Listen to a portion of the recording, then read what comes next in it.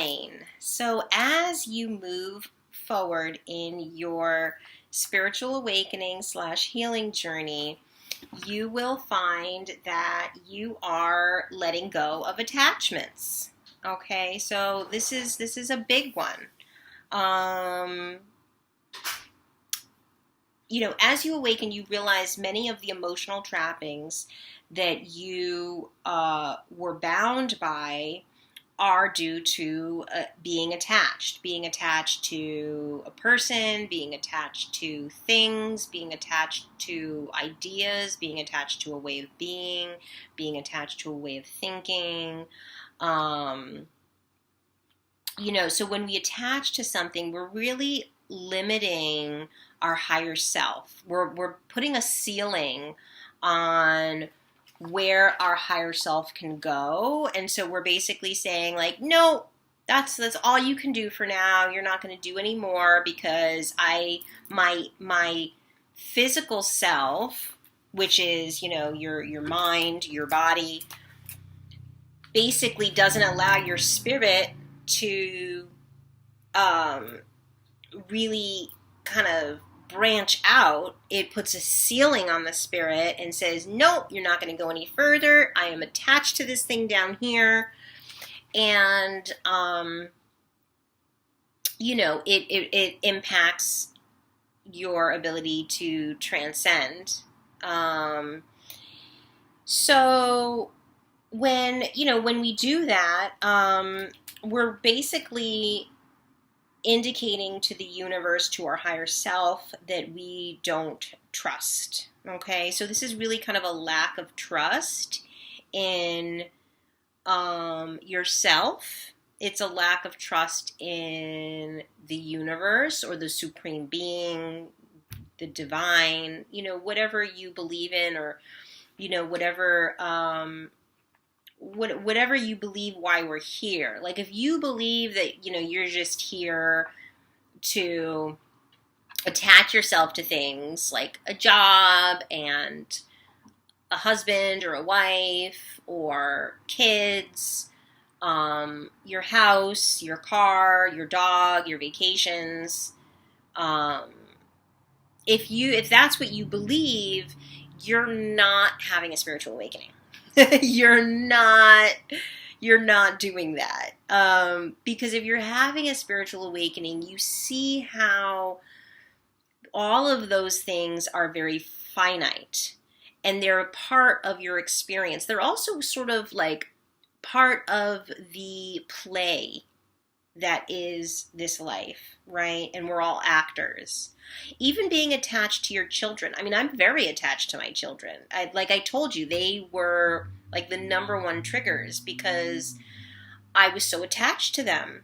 And I was so attached to the outcome of whatever situation we were dealing with at the moment. I was so attached to the outcome that I flew off the handle. I completely disassociated from my higher self and completely went into, low vibration, ego, all that stuff. And so each time that happened, it was really a reminder like, okay, I need to detach.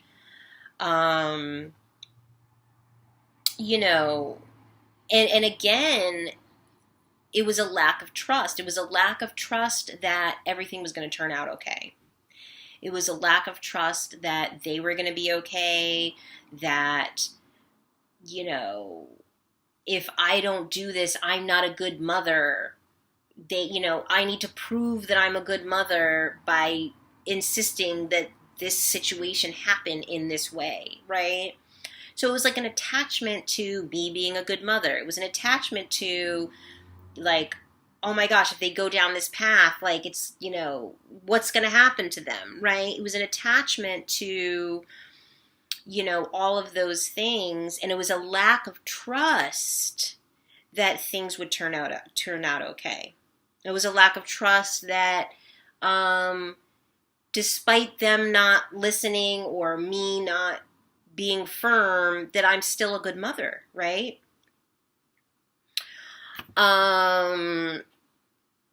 So, yeah, so then you begin to remove self doubt and trust as you let go of these attachments. Another attachment that I've really had to work on is addiction. I started smoking cannabis when I was like 14, and I do occasionally, but I started sort of quitting in 2020, and then kind of fell back into it, and realized like I have a very addictive personality.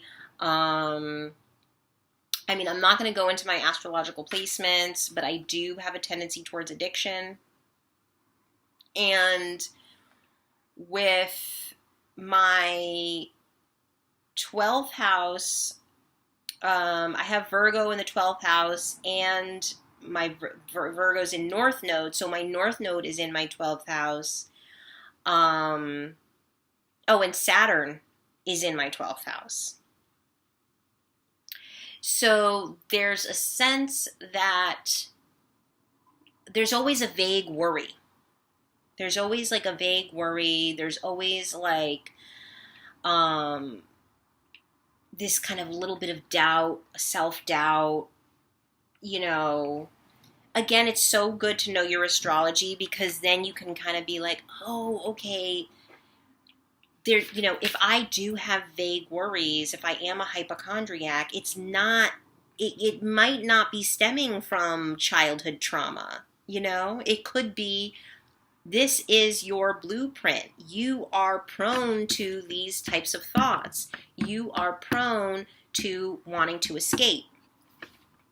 So it takes a little bit of like the edge off of who you are when you understand, the blueprint that you came in with. And you're like, oh, okay, well, so I'm always going to kind of have this feeling like, I want to escape. Like I want to release the pressure. Like for example, on my human design, my root chakra is not activated, which means I have a tendency to wanting to like release the pressure. Okay, the pressure of survival, of life, right? So if you have an open root chakra, again, you could have a tendency to these sort of vague worries,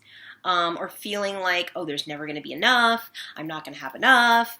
You know what I mean? This sort of like depression era mentality. And I was raised by grandparents who came up in depression era.